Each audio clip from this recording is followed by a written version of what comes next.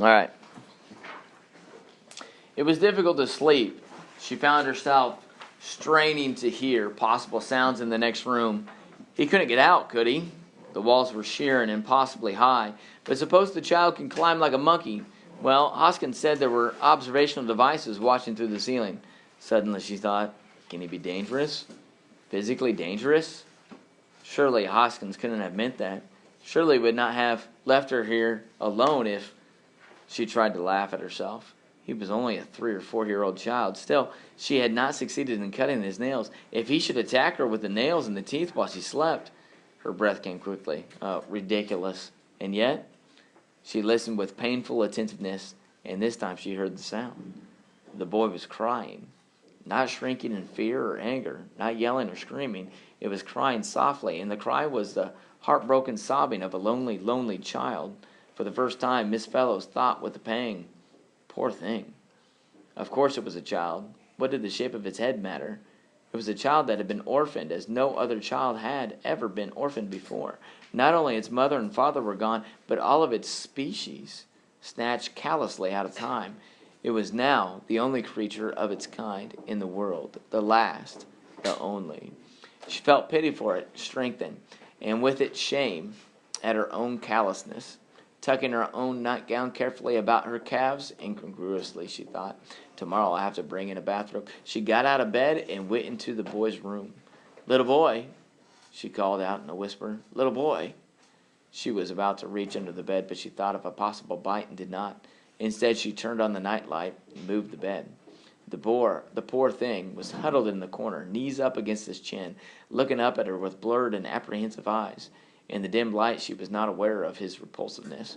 Poor boy, she said, poor boy. She felt him stiffen as she stroked his hair and then relaxed. Poor boy, may I hold you?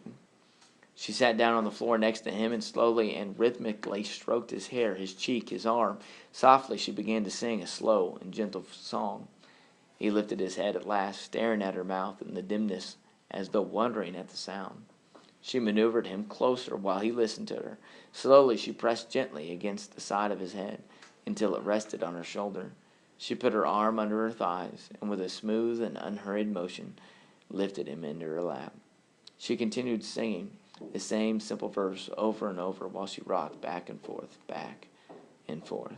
He stopped crying, and after a while the smooth burr of his breathing showed as he was asleep.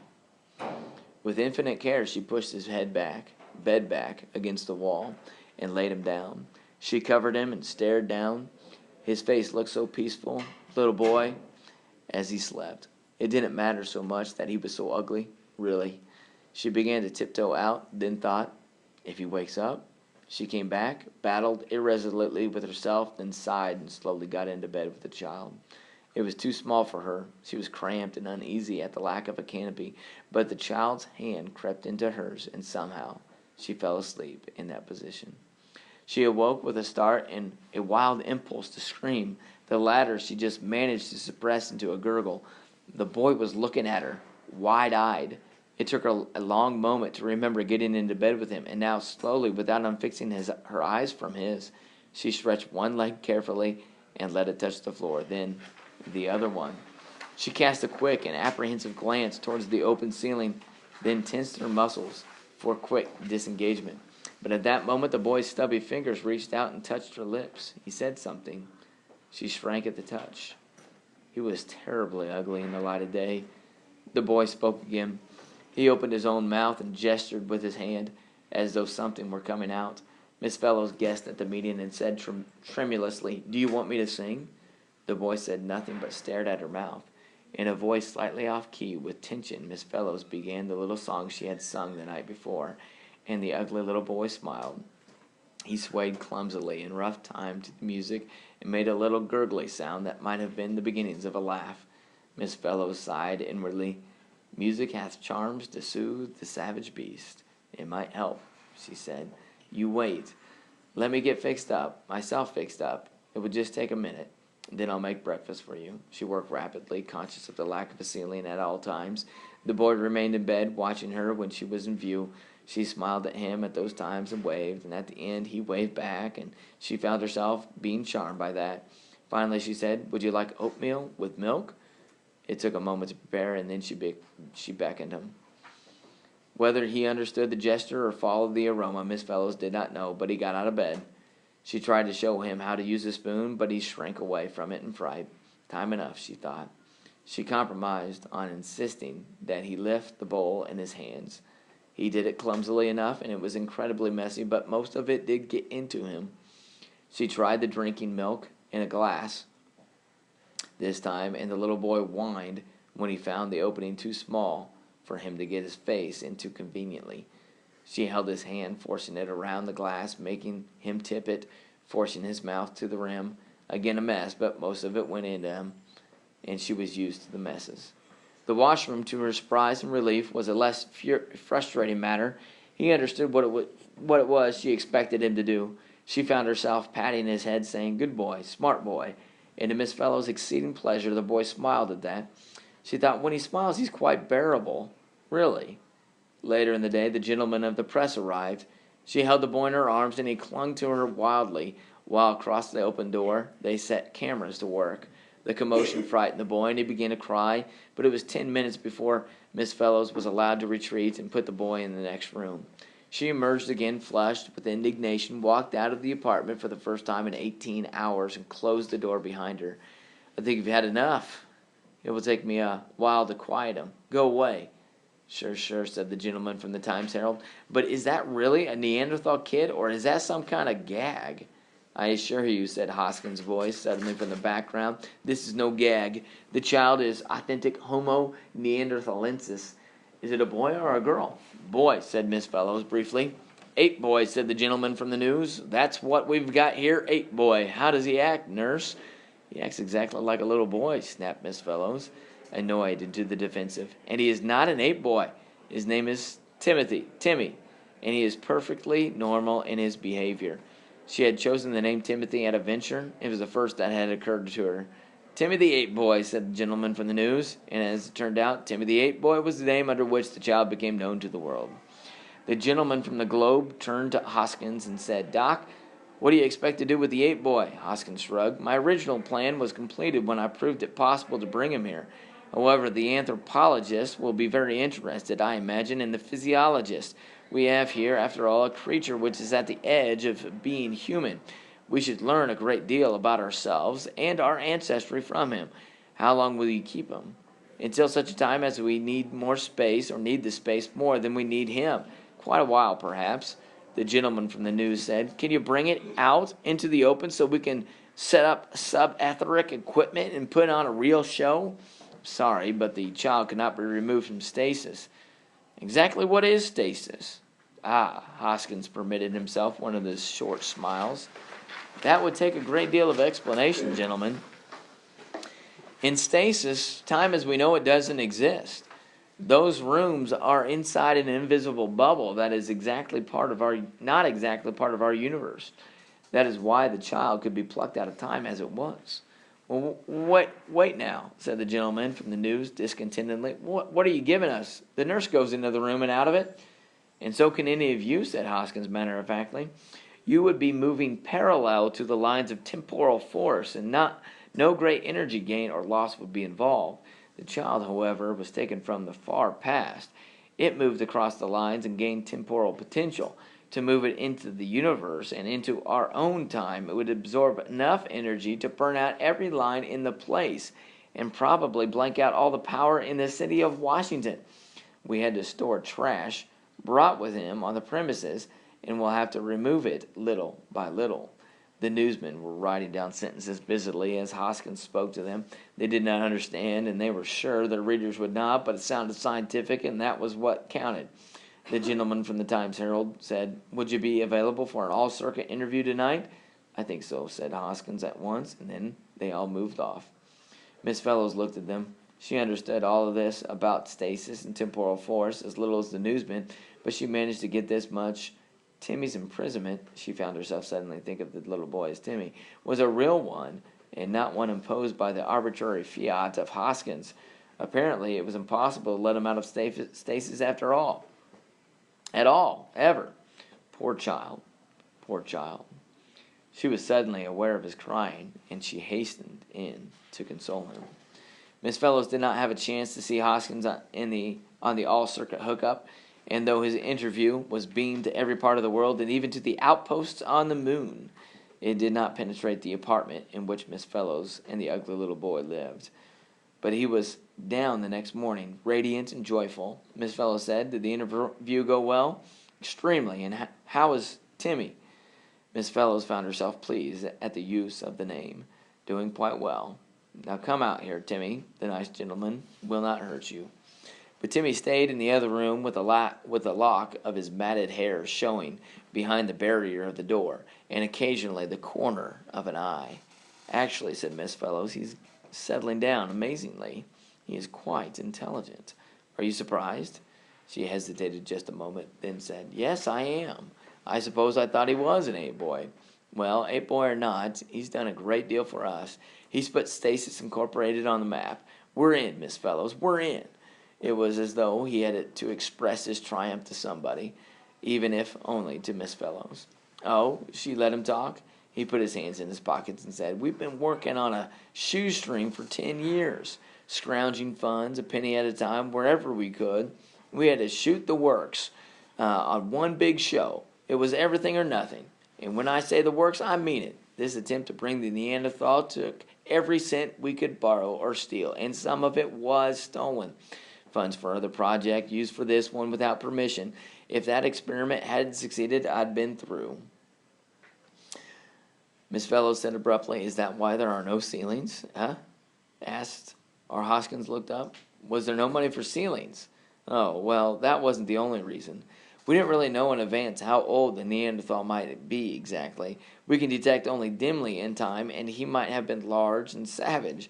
It was possible we might have had to deal with him from a distance like a caged animal. But since that hasn't turned out to be so, I suppose you can build a ceiling now." "Now, yes. We have plenty of money now. Funds have been promised from every source. This is all wonderful, Miss Fellows." His broad face gleamed with a smile that lasted, and when he left, even his back seemed to be smiling. Miss Fellows thought, "He's quite a nice man when he's off guard and forgets about being scientific." She wondered for an idle moment if he was married, then dismissed the thought in self-embarrassment. "Timmy," she called. "Come here, Timmy." In the months that passed, Miss Fellows felt herself grow to be an integral part of Stasis Incorporated. She was given a small office of her own with her name on the door, an office quite close to the dollhouse, as she never stopped calling Timmy's Stasis bubble. She was given a substantial raise. The dollhouse was covered by a ceiling. Its furnishing were elaborated and improved. A second washroom was added, and even so she gained an apartment of her own on the Institute grounds, and on occasion did not stay with Timmy during the night. An intercom was set up between the dollhouse and her apartment, and Timmy learned how to use it. Miss Fellows got used to Timmy. She even grew less conscious of his ugliness. One day she found herself staring at an ordinary boy in the street and finding something bulgy and unattractive in his high domed forehead and jutting chin. She had to shake herself to break the spell. It was more pleasant to grow used to Hoskins' occasional visits.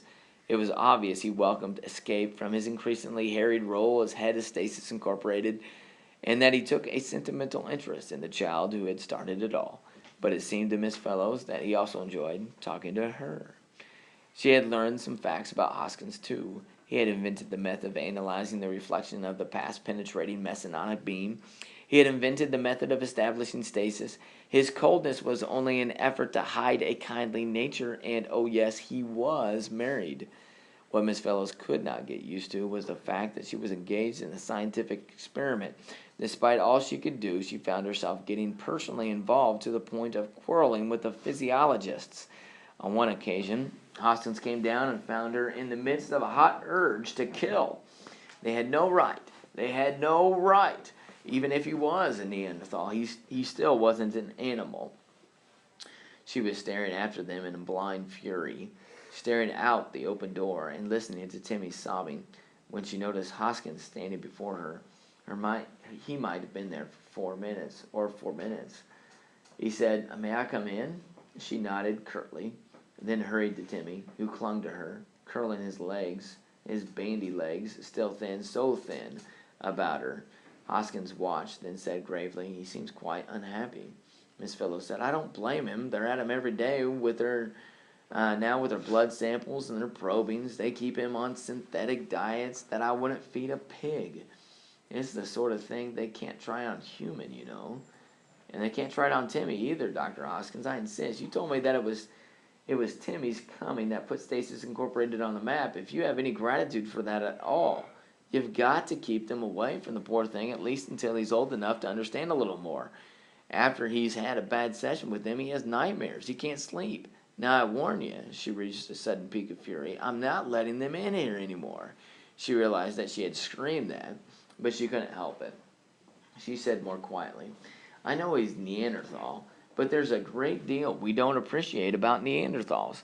I've read up on them. They had their own culture. Some of the greatest human inventions arose in Neanderthal times. The domestication of animals, for instance. The wheel. Various techniques in grinding stone. They even had spiritual yearnings. They buried their dead and buried possessions with the body, showing that they believed in life after death. It amounts to the fact that they invented religion. Doesn't that mean Timmy has a right to human treatment?" She patted the little boy gently on his buttocks and sent him off into the playroom. As the door was open, Hoskins smiled briefly at the display of toys that could be seen. Miss Fellows said defensively, "The poor child deserves his toys. It's all he has, and he earns them with what he goes through." No objections, I assure you. I was just thinking how you've changed since the first day, when you were quite angry I had foisted a Neanderthal on you," Miss Fellows said in a low voice. "I suppose I didn't," and faded off. Hoskins changed the subject. "How old would you say he is, Miss Fellows?" She said, "I can't say, since we don't know how Neanderthals develop in size. In size, he'd only be about 3, but Neanderthals are smaller generally, and with all the tampering they do with him, he probably isn't growing. The way he's learning English, though, I'd say he's well over 4. Really, I haven't noticed anything about learning English in the reports. He won't speak to anyone but me, for now anyway. He's terribly afraid of others, and no wonder. But he can ask for an article of food, he can indicate any need practically, and he understands almost anything that I say. Of course." She watched him shrewdly, trying to estimate if this was the time his development may not continue. "Why not? Any child needs stimulation, and this one lives his life of solitary confinement. I do what I can, but I'm not with him all the time, and I'm not all he needs. What I mean, Dr. Hoskins, is that he needs another boy to play with." Hoskins nodded slowly. "Unfortunately, there's only one of him, isn't there? Poor child." Miss Fellows warmed to him at once. She said, "You do like Timmy, don't you?" It was so nice to have someone else feel like that. "Oh, yes," said Hoskins, and with his guard down, she could see the weariness in his eyes. Miss Fellows dropped her plans to push the matter at once. She said with real concern, "You look worn out, Dr. Hoskins." "Do I, Miss Fellows? I'll have to practice looking more lifelike then. I suppose Stasis Incorporated is very busy, and that keeps you very busy." Hoskins shrugged. "You suppose right. It's a matter of animal, vegetable, and mineral in equal parts, Miss Fellows. But then, I suppose you haven't ever seen our displays." "Actually, I haven't, but it's not because I'm not interested. It's just because that I've been so busy." "Well, you're not all that busy right now," he said with impulsive decision. "I'll call for you tomorrow at 11 and give you a personal tour. How's that?" She smiled happily. "I'd love it." He nodded and smiled and in his turn and left. Miss Fellows hummed at intervals for the rest of the day. Really, to think so was ridiculous, of course, but really, it was almost like making a date. He was quite on time the next day, smiling and pleasant. She had replaced her nurse's uniform with a dress, one of conservative cut to be sure, but she hadn't felt so feminine in years. He complimented her on her appearance with staid formality, and she accepted with equally formal grace. It was really a perfect prelude to, she thought, and then the additional thought came, prelude to what? She shut that off by hastening to say goodbye to Timmy and assure him that she'd be back soon. She made sure he knew all about what and where lunch was. Hoskins took her into the new wing, into which she had never yet gone. It still had the odor of newness about it, and the sound of construction, softly heard, was indicating enough that it was still being extended. Animal, vegetable, mineral, said Hoskins, as he had the day before. Animal right there.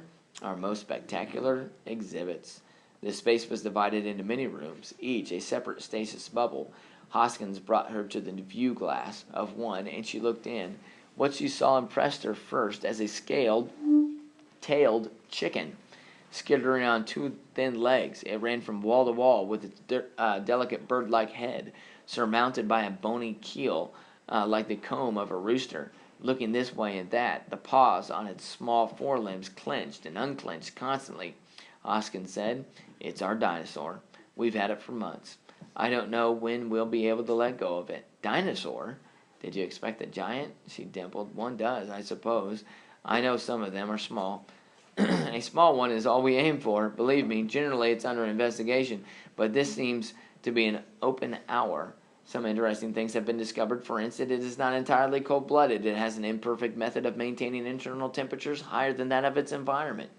Unfortunately, it's a male. Ever since we brought it in, we've been trying to get a fix on another that may be a female, but we've had no luck yet. Why female? He looked at her quizzically. So that we might have a fighting chance to obtain fertile eggs and baby dinosaurs, of course. He led her to the trilobites section. That's Professor Dwayne at Washington University, he said. He's a nuclear chemist. If I recall correctly, he's taken an isotope ratio on the oxygen of the water. Why? It's primeval water, at least 500 million years old. The isotope ratio gives the temperature of the ocean at that time. He himself happens to ignore the trilobites, but others are chiefly concerned in dissecting them. They're the lucky ones because all they need are scalpels and microscopes. Dwayne has to set up a mass spectrograph each time he conducts an experiment.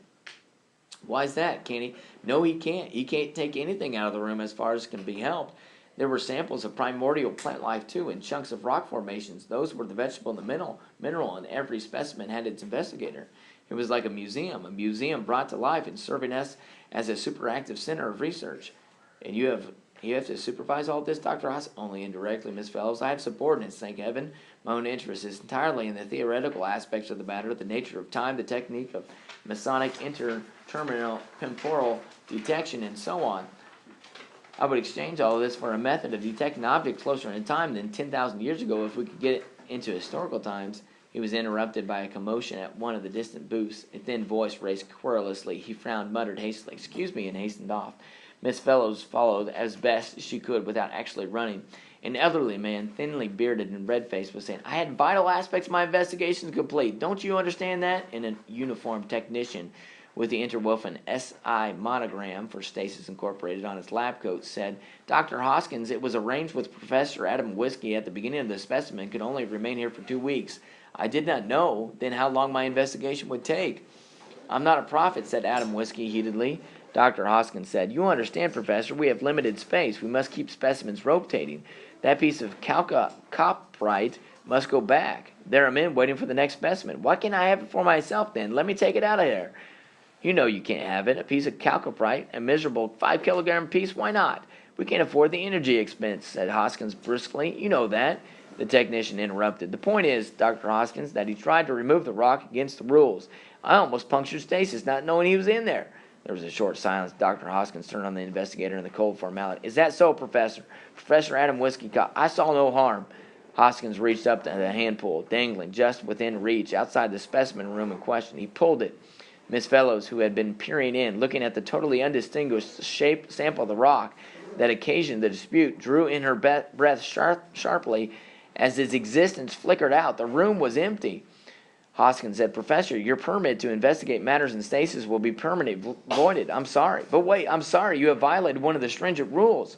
I will appeal to the International Association. Appeal away in a case like this. You will find I can't be overturned." He turned away, deliberately leaving the professor still protesting, and said to Miss Fellows, his face still white with anger, "Would you care to have lunch with me, Miss Fellows?"